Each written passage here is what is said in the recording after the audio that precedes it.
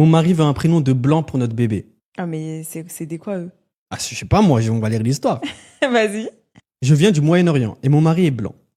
Lorsque nous avons commencé à sortir ensemble, je lui ai dit que ma culture était très importante pour moi et que je ne savais pas si notre relation durerait. Car j'aurais probablement plus d'intérêt pour quelqu'un de la même ethnie qui partage les mêmes valeurs. Ok. De plus, mes parents sont des catholiques pratiquants et ils ne savaient même pas quelle était sa religion. Il a dit qu'il était peut-être chrétien ou quelque chose du genre, mais il n'était même pas sûr. Il a insisté pour essayer. Il m'a courtisé pendant un certain temps et m'a emmené dans un restaurant moyen-oriental pour notre premier rendez-vous. C'était ringard, mais j'aimais. Il avait vraiment envie d'apprendre ma culture et tout le reste. Il était presque fasciné par cela. Nous nous sommes mariés et les choses allaient bien. Je suis enceinte maintenant, nous attendons un bébé. Congratulations. Mais certaines choses qu'il a dites m'ont simplement dérangé et je veux savoir si je suis folle. J'ai la peau claire, les cheveux noirs et les yeux bruns. Mais les yeux verts existent dans ma famille. Mon mari a les cheveux bruns et les yeux verts. Il avait les cheveux blonds décolorés bébé et ils ont foncé lorsqu'il était enfant. Nous parlions de l'apparence de notre bébé et je le taquinais en disant qu'il ressemblerait certainement à moi parce que les traits les plus foncés sont dominants et qu'il a aussi les cheveux bruns. Puis il a mentionné qu'il avait été blond. Alors je lui ai dit, tu sais, mes cheveux sont pratiquement noirs, donc elle aura probablement des cheveux très foncés.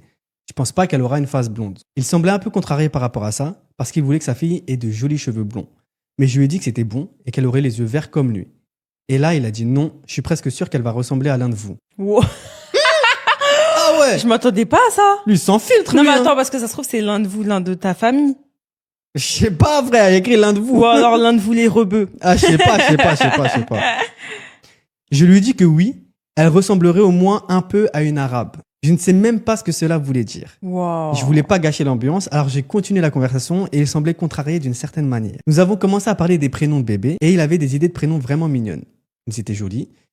Mais je lui ai demandé ce qu'il pensait des prénoms que j'aimais et il a simplement lancé « Est-ce qu'on peut au moins lui donner un prénom de blanc? C'est aussi ma fille. » Je ne lui donnerai pas de prénom ethnique.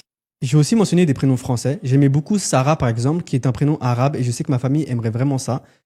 Et c'est aussi un prénom qui est bien ancré dans la culture française maintenant. Je ne peux pas exactement aller voir mes parents et leur dire « Ça y est, on a choisi le nom du bébé et elle va s'appeler Caroline. » C'est une dinguerie.